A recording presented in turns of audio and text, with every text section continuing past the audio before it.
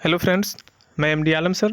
और आज की वीडियो में हम आपको पढ़ाएंगे 11th फिजिक्स का second chapter units and dimension. तो सबसे पहले स्टार्ट करते हैं। इसमें पहला जो टॉपिक है हमारा फिजिकल क्वांटिटी है।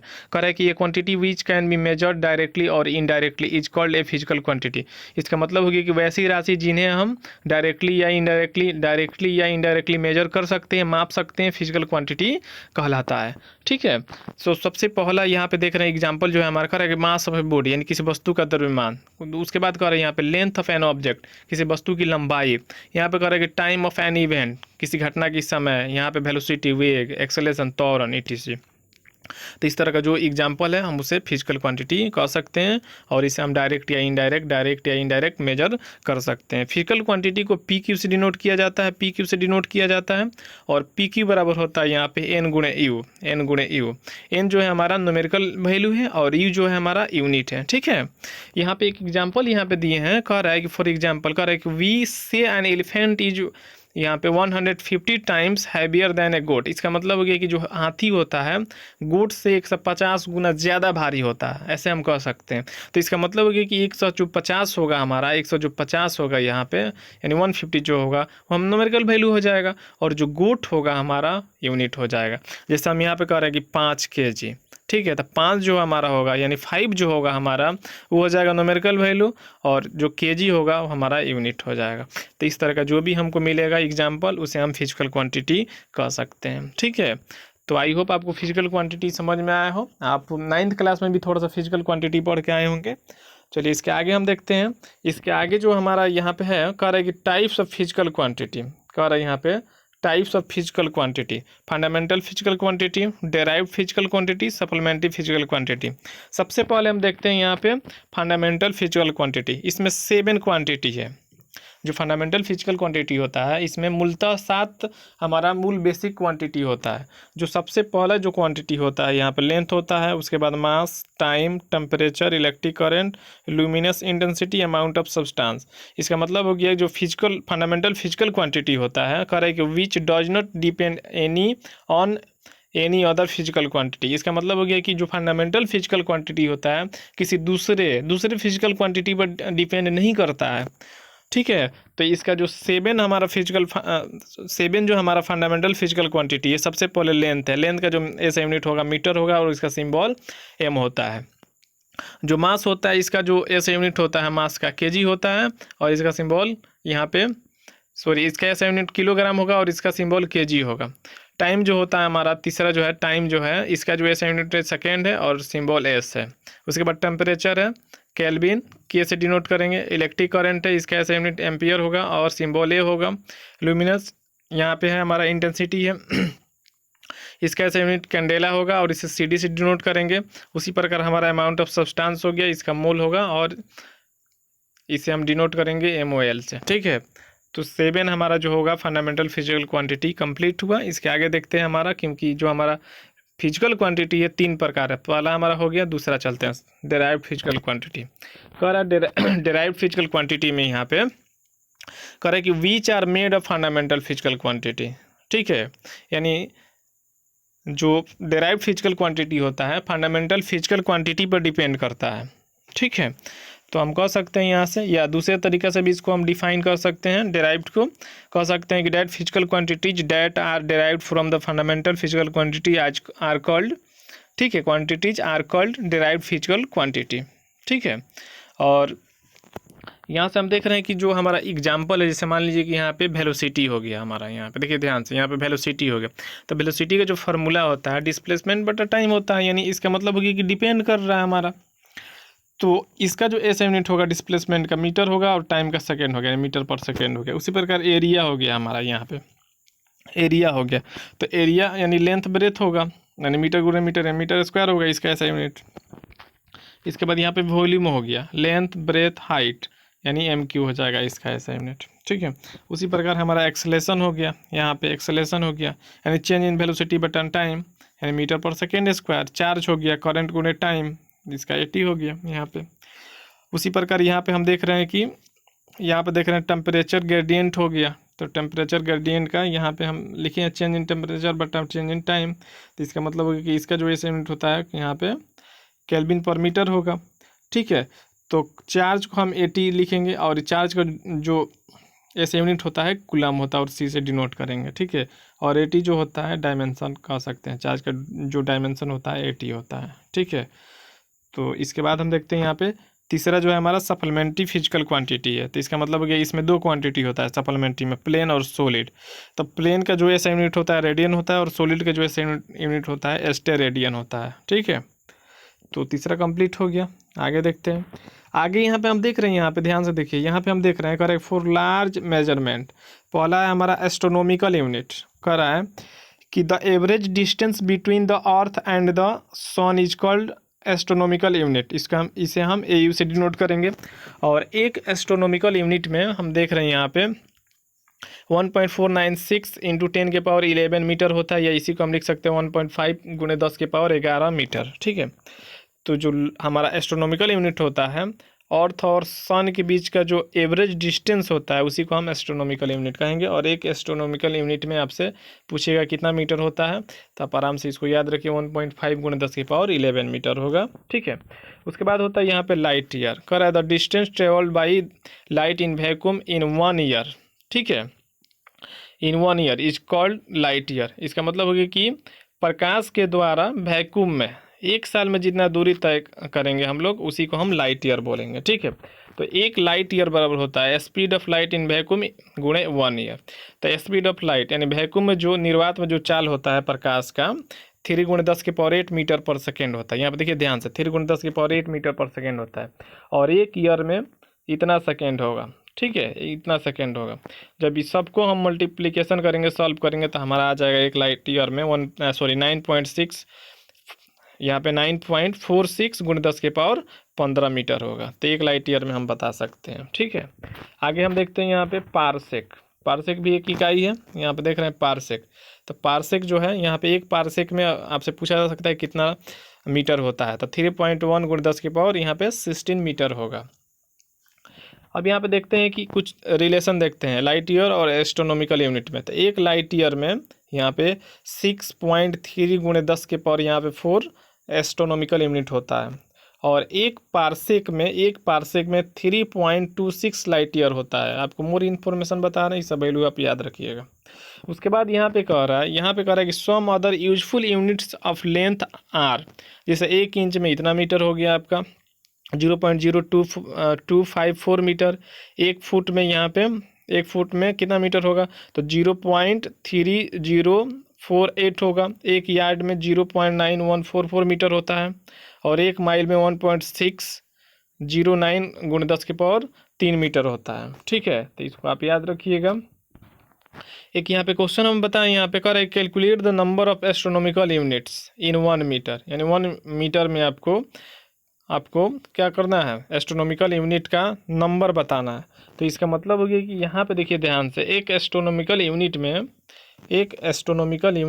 यहाँ पे हम देख रहे हैं कि इतना मीटर होता है, तो इतना मीटर में एक एस्ट्रोनॉमिकल यूनिट। तो 1 मीटर में हो जाएगा 1/, में कितना 1/, में हो जाएगा 1.5 × 10⁻11 एस्ट्रोनॉमिकल यूनिट। तो इसको जब हम सॉल्व करेंगे तो आ जाएगा हमारा 6.67 × 10⁻−12 एस्ट्रोनॉमिकल यूनिट होगा। तो 1 मीटर में जो होगा हमारा एस्ट्रोनॉमिकल यूनिट इतना होगा। तो आई होप आपको ये न्यूमेरिकल समझ में आया हो। चलिए नेक्स्ट देखते हैं क्वेश्चन।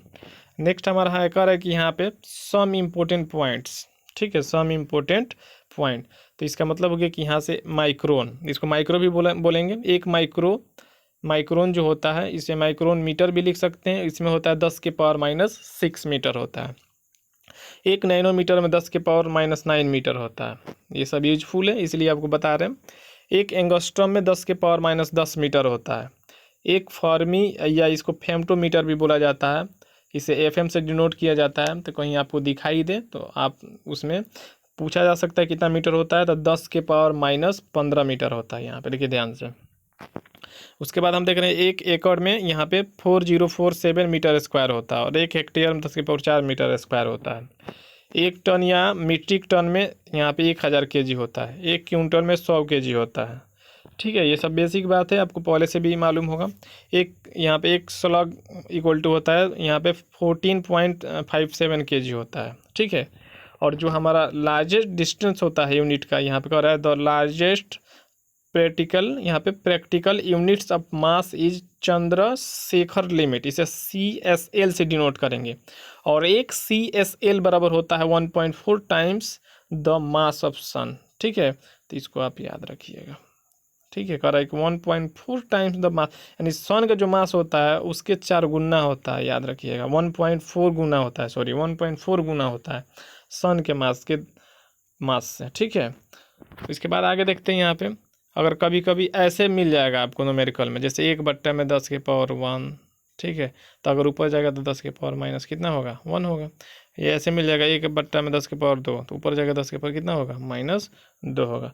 तो वहीं यहाँ पे बताए हैं 1/10⁻n, तो ऊपर जाएगा 10⁻−n होगा। ठीक है, यहाँ पे बताए हैं 10⁻n गुणे 10⁻m, इसका मतलब है कि जब बेस एक समान है तो पावर जुड़ जाएगा। जैसे 10⁻2 गुणे 10⁻3, तो कितना होगा, 10⁻5। ठीक है, उसके बाद हम देखते हैं यहाँ पे 10⁻n 10⁻m, इसका मतलब है कि भाग के रूप में, डिवाइड के रूप में है। तो जब बेस एक समान रहेगा तो पावर जाएगा ऊपर तो घट जाएगा। जैसे 10⁻5 और 10⁻7, तो जब ऊपर जाएगा तो इसका मतलब हो गया कि 10⁻5 गुणे 10⁻5 गुणे 10⁻−7, इसका मतलब हो गया कि 10 के पावर में अब हो जाएगा यहाँ से 7 में से, सॉरी 5 में से 7 जाएगा, -2 हो जाएगा। तो वहीं यहाँ पे देखिए ध्यान से घटा है 10⁻n-m। तो अगर इससे रिलेटेड अगर न्यूमेरिकल आ रहा है तो कैलकुलेशन में आप ध्यान दीजिएगा, इसलिए आपको बता दिए। यहाँ पे 180 डिग्री में पाई रेडियन होता है, याद रखिएगा। 180 डिग्री में कितना रेडियन होता है, पाई रेडियन होता है। और 360 डिग्री में 2 पाई रेडियन होता है। ठीक है, और 60 सेकंड में, जब सेकंड रहेगा तो इसे हम ऐसे डिनोट करेंगे, मिनट रहेगा तो ऐसे डिनोट करेंगे, याद रखिएगा।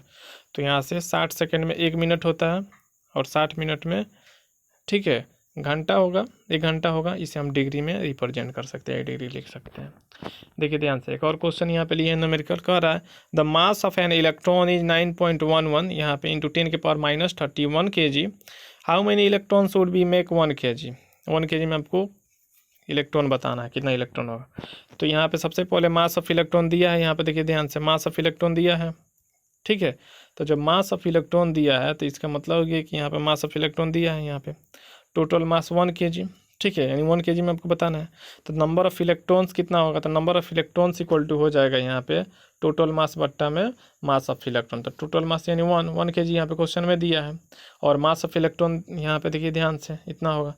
तो 9.11 इंटू 10⁻31। तो जब इसको हम सॉल्व करेंगे तो हमारा आ जाएगा 1.1 गुणे 10⁻30 हो जाएगा। तो इसमें जो नंबर ऑफ इलेक्ट्रॉन्स होगा इतना होगा, इसको ध्यान रखिएगा। ठीक है, आगे देखते हैं।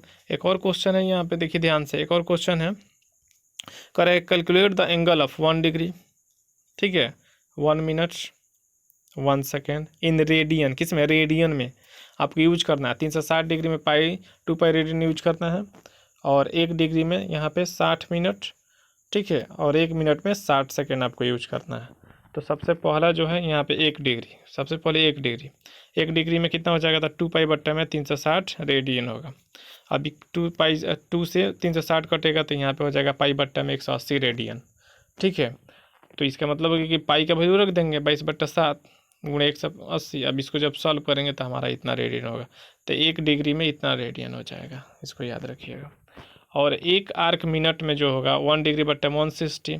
तो चूंकि हमको डिग्री में रेडियन में कन्वर्ट करना है, यानी डिग्री को रेडियन में कन्वर्ट करना है, चेंज करना है, तो यहाँ से हम इतना 1 पाई बट्टा 180 रेडियन कर देंगे। और जब सॉल्व करेंगे तो हमारा आ जाएगा यहाँ पे 2.91 गुणे 10⁻⁴ रेडियन। उसी प्रकार आर्क सेकेंड, तो सबसे पहले इसको मिनट में, फिर डिग्री में, फिर इसको रेडियन में चेंज करेंगे, तो हमारा आएगा 1 आर्क सेकेंड में इतना रेडियन, यानी 4.85 गुणे 10⁻�6 रेडियन होगा। ठीक है, चलिए आगे देखते हैं। आगे हमारा है डायमेंशन, इसको आप ध्यान से देखिए। डायमेंशन मोस्ट इंपॉर्टेंट टॉपिक है, डायमेंशन। डायमेंशन का मीनिंग क्या होता है इसको हम समझेंगे, और कुछ फिजिकल क्वांटिटी का डायमेंशन आपको बताएंगे। ठीक है, तो समझते हैं कि डायमेंशन क्या है।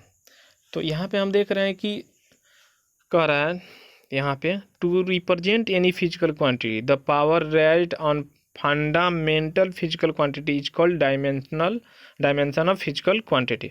इसका मतलब हो गया कि किसी भौतिक राशि को व्यक्त करने के लिए मूल भौतिक राशियों पर, मूल फंडामेंटल भौतिक राशि पर, ठीक है, यानी मूल भौतिक राशि पर चढ़ाए गए घात को यानी पावर को उस भौतिक राशि की बीमा कहेंगे, पावर को। जैसे आपको कुछ यहाँ पे ध्यान देना होगा, जैसे लेंथ हो गया, मास हो गया और टाइम हो गया, तो जनरली इसी का यूज होगा।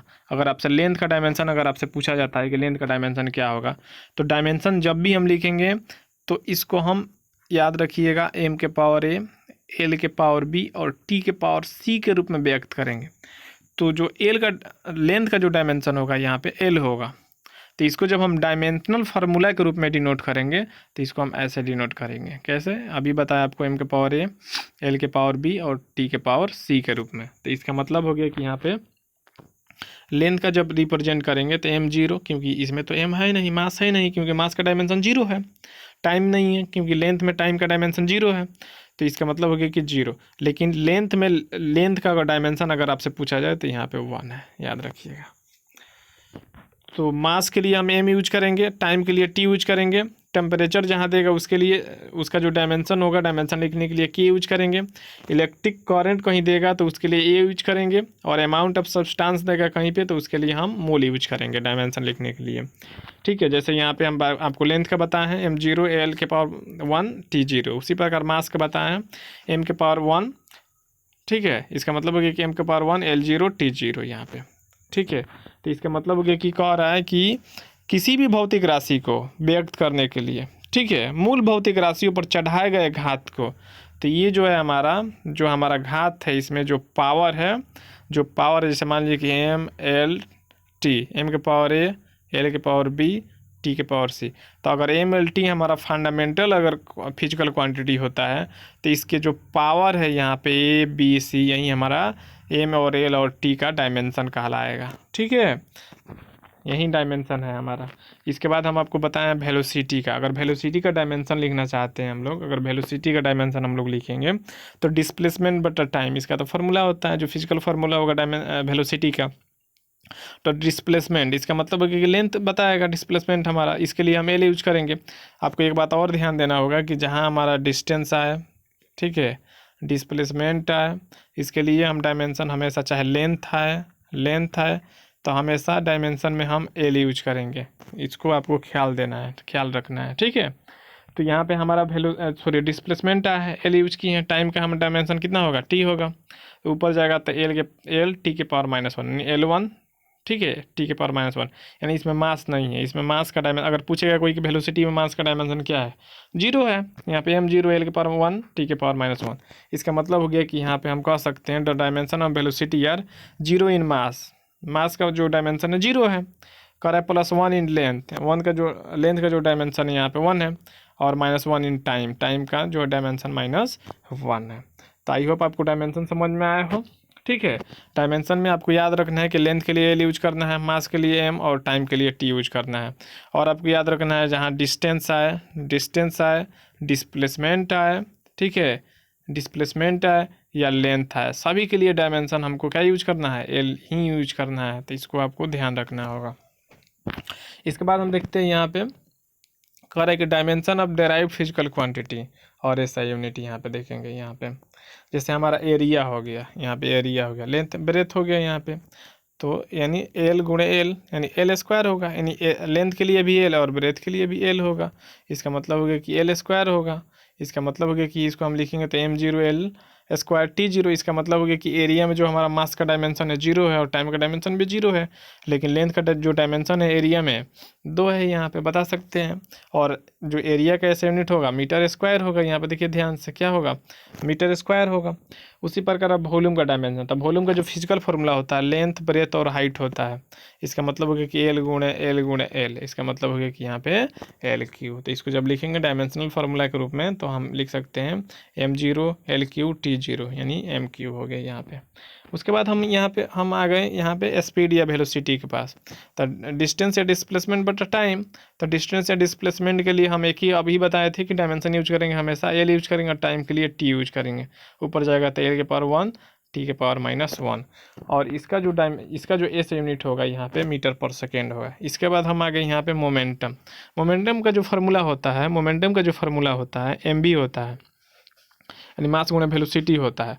तो इसका मतलब है कि मास का एम और वेलोसिटी का यहाँ पे देखिए ना ध्यान से, वेलोसिटी का यहाँ पे देखिए ना, यहाँ पे एल टी के पावर -1 तो रख दिए यहाँ पे एल टी के पावर -1। इसका मतलब हो गया कि m1 L1 टी के पावर -1। और जो मोमेंटम का ऐसा यूनिट होगा kg metre per second square, sorry kg metre per second होगा। उसके बाद हम आ गए यहाँ पे एक्सेलेरेशन के पास। एक्सेलेरेशन का जो फॉर्मूला होता है चेंज इन वेलोसिटी बटा चेंज इन टाइम होता है। तो जो वेलोसिटी का डायमेंशन है यहाँ पे देखिए ना ध्यान से, यहाँ पे एल टी के पावर -1 और टाइम का टी जब ऊपर जाएगा तो इसका मतलब है कि पहले से एक है और नीचे भी पावर में 1 है, तो ऊपर जब जाएगा तो टी के पावर -1 है, ऊपर जाएगा तो टी के पावर -1 हो जाएगा। तो बेस एक समान है, पावर जुटेगा तो टी के पावर कितना हो जाएगा -2 हो जाएगा। ठीक है, तो वहीं यहाँ पे लिखे हैं एल टी के पावर -2 एक्सेलेरेशन में। तो एक्सेलेरेशन का जो बीमीय सूत्र होगा एल टी के पावर -2 होगा, और इसमें मास नहीं है तो m0 कर सकते हैं। और इसका जो एस यूनिट होता है मीटर पर सेकेंड, यहाँ पे स्क्वायर होता है।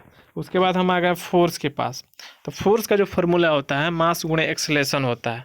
तो देखिए ना, मास का m हो जाएगा और एक्सेलेरेशन का अभी ना लिखे हैं यहाँ पे एल टी के पावर -1 तो रख दिए हैं, आसान है। तो एम एल टी के पावर -2 हो जाएगा और इसका न्यूटन होगा। ठीक है, इसका ऐसे जो होता है न्यूटन होता है। उसके बाद यहाँ पे हो गया वर्क। वर्क का जो फार्मूला होता है यहाँ पे फोर्स गुणे डिस्टेंस होता है। तो फोर्स का जो होता है अभी तो लिखे हैं यहाँ पे फोर्स का, देखिए ना यहाँ पे एम एल टी के पावर -2 और डिस्टेंस का बताएं आपको एल होगा। तो जब ये पूरा इसको मिलाएंगे तो हमारा हो जाएगा, यहाँ पे पहले से हमारा एल है एक और एल, तब एम के पावर -1 सॉरी एम के पावर 1 यहाँ पे, और एल एल मिल के यहाँ पे एल स्क्वायर हो जाएगा, क्योंकि हमारा एल गुणे एल यानी बेस हमारा समान है तो पावर भी जुट जाएगा, एल स्क्वायर होगा। और यहाँ पे हमारा हो जाएगा टी के पावर -2 और इसका जो एस यूनिट होगा जूल होगा। ठीक है, इसके बाद हम देख रहे हैं यहाँ पे एनर्जी। एनर्जी जो होगा हमारा यानी ऑल टाइप्स, जितने भी प्रकार का एनर्जी होगा, जितने भी प्रकार का एनर्जी होगा सबका एक ही फार्मूला होगा। ठीक है, इसका जो रिलेशन होता है वर्क के साथ होता है, और सबका एक ही सबका एक ही डायमेंशनल फार्मूला होगा ml² टी के पावर -2। अगर एनर्जी शब्द जिसमें आ गया पोटेंशियल एनर्जी, मैकेनिकल एनर्जी या जो भी एनर्जी है, इसका मतलब हो गया कि उसका जो बीमीय सूत्र होगा, जो डायमेंशनल फार्मूला होगा ml² टी के पावर -2 होगा, और इसका जो एस यूनिट होगा जूल ही होगा। इसके बाद हम आ गए पावर के पास। यहाँ पे पावर के पास यानी वर्क बट्टा में टाइम। तो देखिए ना, वर्क का यहाँ पे लिखे हैं, यहाँ पे अभी तो लिखे हैं ml² टी के पावर -2। ठीक है, ml² टी के पावर -2। तो इसका मतलब होगा कि यहाँ टाइम का टी लिखेंगे, ये ऊपर जाएगा तो हो जाएगा हमारा कितना हो जाएगा, यहाँ पे हो जाएगा m के पावर 1 l² टी के पावर -3। ठीक है, और पावर का जो एस यूनिट होगा वाट होता है, डब्ल्यू से डिनोट करेंगे या WA से डिनोट करेंगे इसको वाट लिख के। ठीक है, इसके बाद हमारा होता है इम्पल्स। इम्पल्स बराबर होता है यहाँ पे देखिए फोर्स गुणे टाइम, फोर्स गुणे टाइम होता है। तो फोर्स का देखिए ना, अभी लिखे यहाँ पे डायमेंशन, यहाँ पे देखिए ना बहुत आसान है, ml टी के पावर -2 और टाइम का टी, जब यहाँ पे टी के पावर -2 और गुणे टी, इसका मतलब होगा कि -2 है, यहाँ पे 1 है तो -2 + 1 कितना होगा -1 ही ना होता है जी। तो इसका मतलब है कि m के पावर 1 l के पावर 1 टी के पावर -2। और इसका इम्पल्स का जो ऐसा यूनिट होगा यहाँ पे देखिए ना न्यूटन सेकेंड होगा, यहाँ पे न्यूटन सेकेंड होगा। इसके बाद हम आ गए मास डेंसिटी में। मास डेंसिटी का जो फॉर्मूला होता है मास बट्टा वॉल्यूम होता है। तो मास का यहाँ पे m और वॉल्यूम का LQ, इसका मतलब होगा कि ऊपर जाएगा तो m l के पावर -3 t 0 होगा, और इसका जो ऐसे यूनिट होता है kg/m³ होगा। ठीक है, तो इतना डायमेंशन आपको, आई होप आपको समझ में आया हो अलग अलग फिजिकल क्वांटिटी का। आपको एक डायमेंशन कम से कम 2 से 3 बार आप प्रैक्टिस कीजिए एक फिजिकल क्वांटिटी का। और सबसे पहले इस कंसेप्ट को आप जानिए, इसको समझिए, उसके बाद आप डायमेंशन फार्मूला के पास आइए। यहाँ पे तो आपको 11 बताएं, इसके आगे भी बताएं। यहाँ पे देखिए ध्यान से 12 नंबर, जैसे फोर्स कांस्टेंट हो गया। तो फोर्स कांस्टेंट का जो फार्मूला होता है फोर्स बटा डिस्प्लेसमेंट होता है, यानी फोर्स का ml टी के पावर -2, इसके पहले ही तो लिखे थे, देख लीजिए वहाँ पे जाके आप। डिस्प्लेसमेंट का l, तो जब इसको हम सॉल्व करेंगे l ऊपर जाएगा हमारा, तो एल कंप्लीट खत्म हो जाएगा, तो यानी m के पावर 1 l 0, क्योंकि l तो मर जा रहा है यहाँ पे, और t के पावर -2। और इसका जो एस यूनिट होगा फोर्स कांस्टेंट का न्यूटन पर मीटर होगा, याद रखिए। अब इसके बाद स्ट्रेन या प्रेशर, इसका जो फिजिकल फार्मूला होगा, जो रिलेशन होगा फोर्स और एरिया से होगा। तो फोर्स का ml टी के पावर -2, एरिया का l², इसको जब हम सॉल्व करेंगे l से l कंप्लीट हो जाएगा, खत्म हो जाएगा, एक बचेगा, ऊपर जाएगा l के पावर -1 होगा, यानी m के पावर 1 l के पावर -1 टी के पावर -2, और इसका जो ऐसा यूनिट होगा न्यूटन पर मीटर स्क्वायर होगा। इसके बाद हमारा आ गया यहाँ पे मोमेंट ऑफ इनर्शिया। ये सब थोड़ा सा आपके लिए क्योंकि आप 10वीं से पढ़ के आए हैं तो आपके लिए सब न्यू वर्ड है। जब आप लेसन में जाइएगा ये सब मिलेगा तो सब कॉन्सेप्ट आपका क्लियर होते जाएगा। यहाँ पे हमको केवल डायमेंशन सीखना है, डायमेंशन कैसे लिखा जाता है, ठीक है। और डायमेंशन आपको 11th 12th दोनों में काम करेगा, आप ध्यान से इसको पढ़िए। इसके बाद आ गया मोमेंट ऑफ इनर्शिया। इसका जो फॉर्मूला होता है मास गुणा रेडियस का स्क्वायर होता है। रेडियस का डिस्टेंस बताता है, मान लीजिए कोई गोला है तो डिस्टेंस से बताएगा रेडियस हमारा यहाँ पे। तो इसको भी हम जब डायमेंशन लिखेंगे तो एल से ही डिनोट करेंगे। इसका मतलब है कि मास का एम और रेडियस का एल स्क्वायर। तो इसका मतलब हो गया कि हम लिख सकते हैं क्या, यहाँ पे एम लिख सकते हैं M L square T zero, क्योंकि इसमें तो टी है नहीं। तो यहाँ पे आप मिस्टेक हो गया, यहाँ पे जीरो मत लगाइएगा क्योंकि मास है, यहाँ पे मास का एम होगा, एल स्क्वायर टी जीरो होगा, केजी मीटर स्क्वायर होता है। इसके बाद आ गया हमारा स्ट्रेन। यहाँ पे स्ट्रेन आ गया, इसका कोई डायमेंशन नहीं होता है, ना ही कोई यूनिट होता है, इसको आप ध्यान दीजिएगा। इसके बाद आ गया हमारा एंगल या एंगुलर डिस्प्लेसमेंट। इसका डायमेंशन नहीं होता है लेकिन यूनिट होता है, रेडियन में इसको डिनोट करते हैं, व्यक्त करते हैं रेडियन से। इसके बाद आ गया हमारा एंगुलर वेलोसिटी। एंगल बटा टाइम होगा, ठीक है, एंगल बटा टाइम हो गया 1/t, टी के टी इनवर्स होगा। इसका मतलब है कि जो एंगुलर वेलोसिटी का जो डायमेंशन होगा m0 l0 टी के पर माइनस 1 होगा, और इसका जो एस यूनिट होता है रेडियन पर सेकेंड होता है। इसके बाद हम आ गए यहाँ पे प्रेशर के पास, प्रेशर एनर्जी। इसका मतलब हो गया कि यहाँ पे जो इसका जो रिलेशन होता है, फिजिकल रिलेशन जो होता है, प्रेशर गुणा टाइम होता है। तो इसका मतलब हो गया कि यहाँ पे हम प्रेशर का लिखेंगे सबसे पहले। यहाँ पे देखिए प्रेशर का कहीं लिखे होंगे ऊपर, यहाँ पे प्रेशर का लिखें तो प्रेशर का जो फॉर्मूला है डायमेंशन यहाँ पे लिखेंगे प्रेशर की जगह पे यहाँ पे। और वॉल्यूम का क्या होता है, एल क्यू होता है। जब इसको हम कॉम्बिनेशन करेंगे एल के पावर -1 प्लस एल के पावर 3 एल के पावर 2 हो जाएगा, यानी -1 + 3 कितना होगा, 2 ही ना होगा जी। तो एल के पावर 2 हो गया और टी के पावर -2। तो आपसे पूछेगा एनर्जी, प्रेशर एनर्जी का कितना होता है डायमेंशन, तो ml² टी के पावर -2, और इसका जो यूनिट होता है जूल ही होता है। इसके बाद हम आ गए यहाँ पे एनर्जी डेंसिटी का, यानी एनर्जी बट्टा वॉल्यूम। एनर्जी का ml² टी के पावर -2 और वॉल्यूम का एल क्यू। इसको जब सॉल्व करेंगे तो m एल के पावर -1 टी के पावर -2 होगा, और इसका जो एस यूनिट होता है जूल पर मीटर क्यू होता है। इसके बाद चार्ज आ गए हैं यहाँ पे। तो जो चार्ज का डायमेंशन होता है 80 होता है, चार्ज का जो डायमेंशन होता है 80 होता है, क्योंकि हम जानते हैं I = Q/T होता है। तो Q = IT हो जाएगा। करेंट का जो होता है ए होता है, और टी यानी टाइम का टी होगा। तो हम कह सकते हैं इसका जो चार्ज का जो डायमेंशन होता है 80 होता है, और एस यूनिट जो होता है कूलम होता है, ठीक है। तो आई होप आपको डायमेंशन समझ में आया हो। तो आप जब किताब उठाइएगा, एनसीईआरटी हो या कोई भी किताब आपके पास हो, तो उसमें बहुत सारा फिजिकल क्वांटिटी का डायमेंशन दिया होगा, तो आप देख सकते हैं वहाँ से भी। हम आपको केवल प्रोसेस और रास्ता बता रहे हैं, आपको लड़ना पढ़ना आगे बढ़ना खुद से है, ठीक है। आप मेहनत कीजिए और आगे बढ़िए। इसके बाद हम देखते हैं यहाँ पे रिफ्रैक्टिव इंडेक्स। जो रिफ्रैक्टिव इंडेक्स का जो फॉर्मूला होता है C/V होता है, और इसका जो डायमेंशन होता है m0 l0 t0, dimension less quantity है। इसके बाद हम आ गए यहाँ पे यूनिवर्सल ग्रेविटेशनल कांस्टेंट। इसका जो फॉर्मूला होता है यहाँ पे A = G m1 m2 बट्टा में r² होता है, और G को ही हम बोलते हैं यूनिवर्सल यहाँ पे ग्रेविटेशनल कांस्टेंट। तो यहाँ से जब G निकालेंगे तो G का जो फॉर्मूला होगा Fr² बट्टा में m1 m2 होगा। इसका मतलब होगा कि हमको तो डायमेंशन चाहिए, तो फोर्स का जो डायमेंशन होगा ml t के पावर -2 होगा, और r², यानी जो डिस्टेंस का हमारा होगा l² यहाँ पे हो जाएगा, और m1 m2 दो गो मास है तो एक के लिए m दूसरे के लिए भी m होगा। इसका मतलब हो गया कि यहाँ पे m² होगा। तो इसका मतलब हो गया कि यहाँ से जब इसको हम सॉल्व करेंगे तो हमारा मिलेगा यूनिवर्सल ग्रेविटेशनल कांस्टेंट का जो डायमेंशन मिलेगा m के पावर -1 l के पावर 3 t के पावर -2 मिलेगा। इसके बाद हम आ गए यहाँ पे प्लैंक्स कांस्टेंट के पास। तो प्लैंक कांस्टेंट का जो फॉर्मूला होता है यहाँ पे E = hf होता है, तो h = E/f हो जाएगा।